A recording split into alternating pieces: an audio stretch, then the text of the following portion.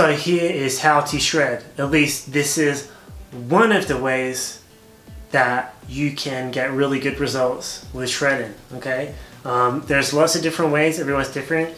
This is what worked for me. So I'm just gonna go right in and show you. Unfortunately, there are no shortcuts. There are no secrets. There are no, well, there are, but there's no shortcuts. It's just a lot of hours, a lot of hard work.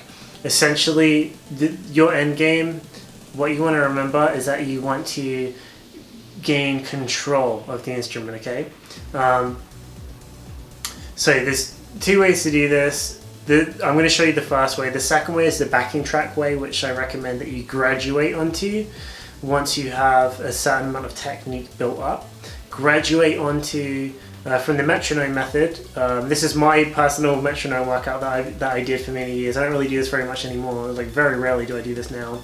However, I do recommend it for my students, especially ones that want to fast track their pure technique. I'm not talking about musicality or you know, developing, working on your chords or finding nice intervals for your soloing or getting really nice phrasing. I'm talking about pure technique, okay?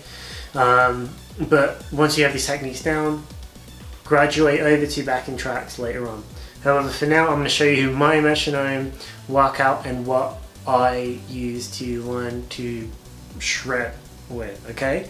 A few things to remember. One, don't strain your wrist, don't strain your arm. The way to get past that, you don't want to be all tensed up like that. The way to get past that is to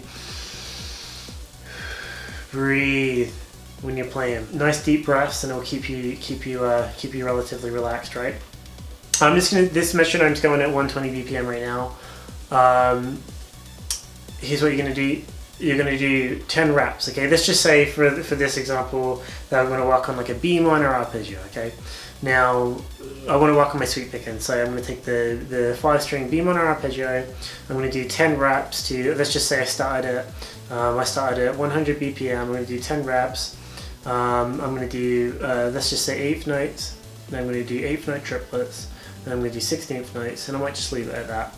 And I'll make sure I can really control it at these different slower note subdivisions. We can rip for it really fast, but the speed will happen naturally. We want to practice, and I know it sounds lame and you've heard it a million times, but if you play slowly, if you want to get good at playing faster, then you play slow, okay? But you don't play slow just to play slow. You play slow so that you can control the arpeggio or the legato run or whatever it is, or the hybrid picking piece at different note subdivisions. It's actually, let's just go back to the arpeggio example. It's actually harder for me to go triplet. It's actually harder for me to do that than it is to go. That's actually a lot easier for me to do, whereas if I go try and control those triplets, that's a lot harder to control. But if you get that timing and the control down with these slower note subdivisions, it is going to give you the control when you speed it up. And not only is it going to give you the control when you speed up, you're not going to be sloppy. When you go fast and you can control it at triplets, at these slower speeds, 16ths at these slower speeds, it's going to be clean. And more importantly than clean, I know it's a controversial thing to say, we'll get them both down, we're going to get it clean and in time. But more importantly than getting it clean is getting it in time, in my personal opinion. Because we can actually, let's just say we're doing a really fast pick and run, well, we can mute that. Technically, this isn't clean because it's muted. Okay, but if I had a click going, it'd be in time. I look like a crazy person right now, bear with me. It wasn't clean because it was muted, but it was in time, which gave it that cool groove, almost. Not really a groove, but you know what I mean. We're going to get down both of them. We're going to get down the timing. We're going to get down the cleanliness too, okay? Here's how I did it. This isn't for everyone. It is tedious. You might hate your life because of it. But it works, okay, you're training your whole nervous system, you're training your muscle memory. Okay, at least I think you're training your whole nervous system. I'm not hugely into anatomy. You're training not just your hands, you're training your whole system, okay? Okay, so like I said, for this example, I'm gonna be at 120 BPM. Start slowly. I'm gonna use the example of sweep picking just for this video, but this same approach should be applied, well, not should be, if it works for you, that's totally cool. If not, don't worry about it. If you're one of those people that works for you, sick. You know, you're in the right place, okay?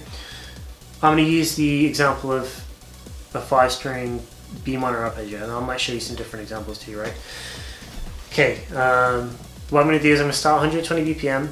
I'm going to do 10 reps. I'm going to try and get it perfectly in time. 10 reps in 8th notes. Then I'm going to do 8th note triplets. Then I'm going to do 16th notes. Okay, I'm just going to do those note subdivisions for now. If you want to do different note subdivisions, cool. I'm going to do those for now. I'm going to try and get it perfect each time. If I screw up, I'll go all the way back to the beginning and start again. I'm going to do 10 reps each time and then make sure I do them perfectly. Then I'm going to move the metronome from, I'm not actually because it's on YouTube, but then what I would do, my practice time, is move the metronome from 120 BPM or 100 or however, you know, however fast you have it, and I'm going to speed it up, not 5 BPM, not 10 BPM, not 20 BPM, I'm going to speed up 1 BPM.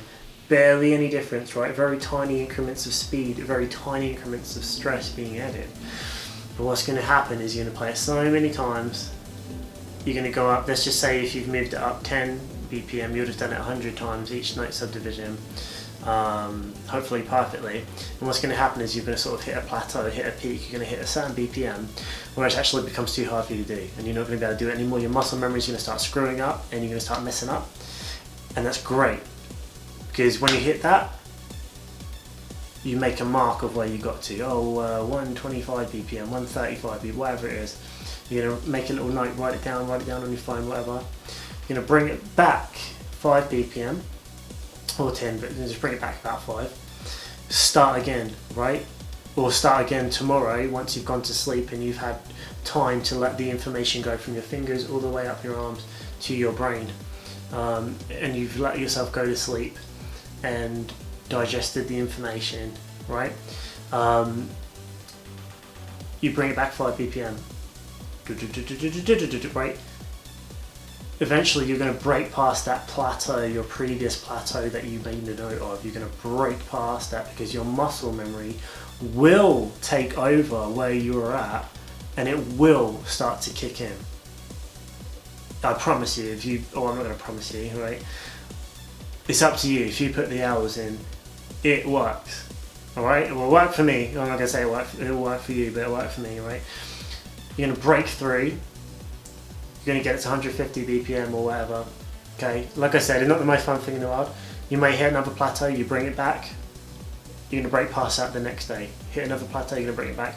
Till eventually, it's going to be like second nature to you. And if you want to fast track your technique, if you're just starting out and you're like, oh, I want a sweep pick, I want to pick really fast, I want a hybrid pick like this, I want to tap like this, put in the hours.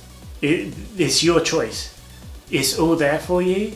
It's your choice. It's down to you to put in the hours. And if you put in those hours, as I did, I'd sit there as a teenager, right? Sometimes I'd be like, oh, friends wanted to go hang out and go skateboarding or whatever. I'd be like, no, I'd be sitting there practicing.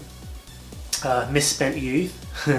However, I'm glad that I did it because, you know, I put the hours in, and now I'm a crappy guitar player.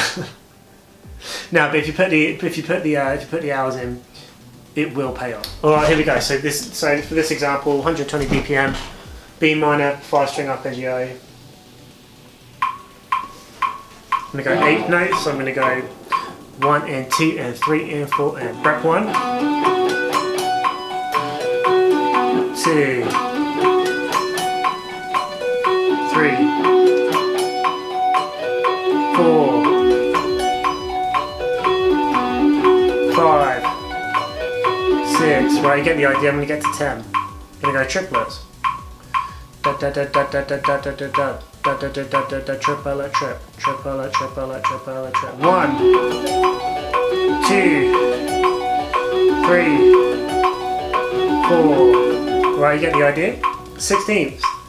1 and a 2 and a 3 and a 4 and a 1 and a 2 and a 3 and a...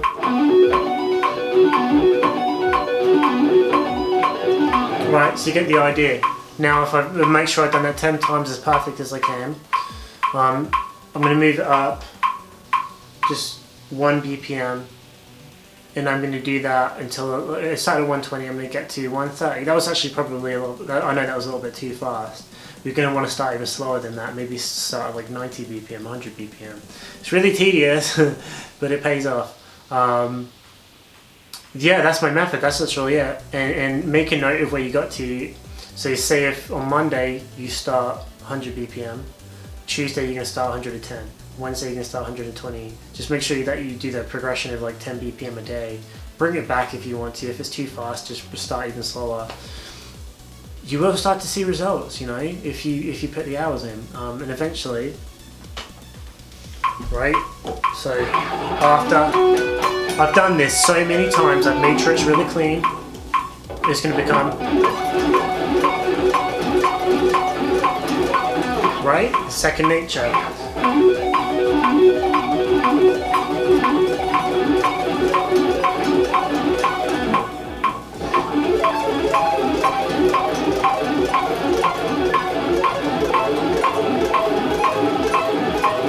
Okay, so the only reason why I'm able to do those crazy video game noises is just because I've played that arpeggio shape, if not hundreds of thousands, probably, well not probably, like I'm sure millions of times. I learned that shape when I was 15 years old and now I'm 78, alright? So I've been playing that for a while. But that's how I'm able to do it. That's what I did, that's what worked for me. And yeah, like I said, you don't just want to be really good at the shred technique. You do want to take it and put it in a musical setting. However, this is a way to fast track it if you want to shred quickly. And I don't mean quickly as in you're going to wake up in a week and be able to do it. Maybe you will. But if you do that for however many hours a day, sometimes I'll do that for like 10 hours a day, not even kidding, right? If you do that for that many hours a day, it will start to pay off. Just make sure you're not straining, there's no pain, there's no tingles in your wrist, this arm is not straining, you're breathing. That's how to do it. That's how to fast track your progress, and I sincerely hope that this helps some of you out there. Drop me a comment, let me know how you're doing with this, let me know if this pays off for you. I would love to hear from you, I'd love to connect with you. If you want help fast tracking your progress even more, want some guidance, you can message me for lessons, the contact's in the description. You send me a message for some lessons. I do teach one-on-one private Skype lessons right now. I'm not offering Skype lessons forever, however right now I am teaching Wednesdays and Sundays while I'm home. So if you'd like to jam and get some help, I'm definitely down to do that. If you'd like to learn some more from me, I have different video packs, extreme shred techniques, sweep tapping mechanics, lethal legato, advanced tapping phrases, and ultimate speed picking. You can grab that from JackyVincentOfficial.com/shop, link in the description. Lots of cool video packs on there you should go check out if you're into the shred stuff, and if you want to fast track your shred progress, go check those out. I do recommend lethal legato and ultimate speed picking, the fretboard mapping in particular in those, to give yourself a roadmap of the fretboard, but then also apply these scales with economy picking and legato technique, but we take those scales but use them in the metronome method that I just taught you. It will give you a really good fretboard roadmap and it will get you to your shred goals. If you put in the hours in, it will just pay off. I'm not going to say it will because I don't want to, I'm not going to be like, oh, I promise you this is going to work, but if you put in the hours, you'll be living proof, right? So if you like this video, you got some value from this video, please hit the thumbs up. Think about subscribing if you haven't already. Also, if you would like a secret song from me that people only in Japan have heard so far, this is for a limited time only, but you can click the link below. All you have to do is subscribe to my newsletter, my mailing list, and you will receive a download for my secret song. So you can go check that out. There are some shreddage in there. Much love, everyone. Thank you so much. Peace and love. I will see you soon, hopefully. Rock on.